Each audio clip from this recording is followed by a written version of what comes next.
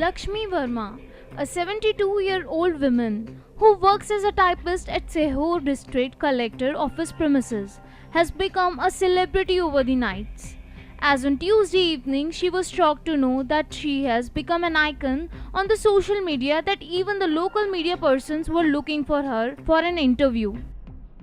The video of this woman has been viral on Twitter on that extent that from celebs to others, people kept tweeting and retweeting her video. Cricketer Virendra Sehwag also shared her video on Twitter saying, "A superwoman for me. She lives in Sehore in Madhya Pradesh and the youth have so much to learn from her, not just speed but the spirit and a lesson that no work is small and no age is big enough to learn and work. Pranav." Her videos were circulated for more than 1,000 times on social sites. Next 9 World Newsroom report.